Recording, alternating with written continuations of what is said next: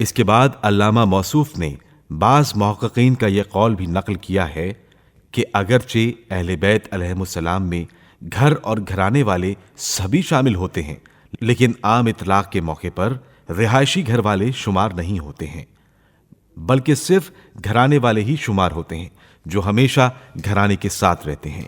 رہائشی گھر والے تو کسی وقت بھی گھر سے جدا ہو سکتے ہیں۔ زوجہ طلاق کے بعد اپنے گھر یا دوسرے شوہر کے گھر چلی جاتی ہے اور اس کے گھر والوں میں شامل ہو جاتی ہے، لہٰذا وہ اہل بیت میں شامل نہیں ہو سکتی۔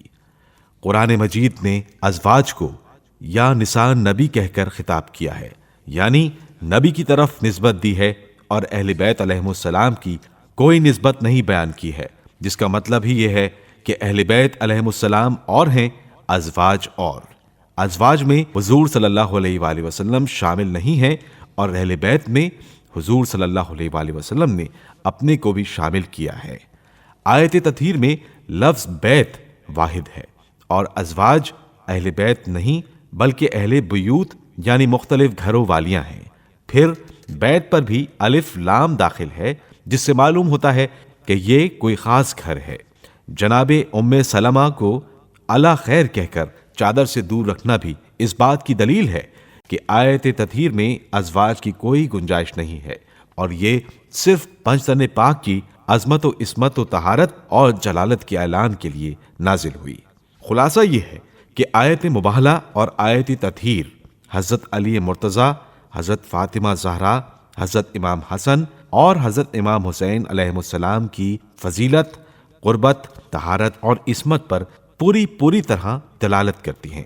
آیت مباہلہ میں نسانا و ابنانا کی تفسیر حضرت فاطمہ زہرا سلام اللہ علیہا اور حضرات حسنین علیہم السلام تھے، اور انفسنا کی تفسیر حضرت علی علیہ السلام تھے، سوائے جناب سیدہ کے مسلمان عورتوں میں سے کسی عورت کو بھی یہ شرف و منزلت حاصل نہیں۔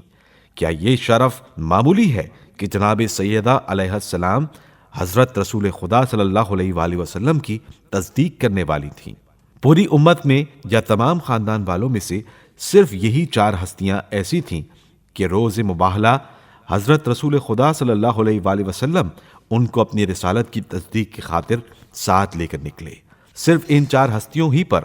حضرت صلی اللہ علیہ وآلہ وسلم کو یہ اعتماد تھا کہ جس طرح میری دعا درگاہ الہی سے قبول ہوئے بغیر نہیں لوٹ سکتی، اسی طرح ان کی آمین بھی بغیر قبولیت کے نہیں لوٹ سکتی۔ اس واقعے سے صاف معلوم ہوتا ہے کہ جناب سیدہ علیہ السلام کو تمام ازواج نبی رضی اللہ عنہن پر شرف و فوقیت حاصل ہے۔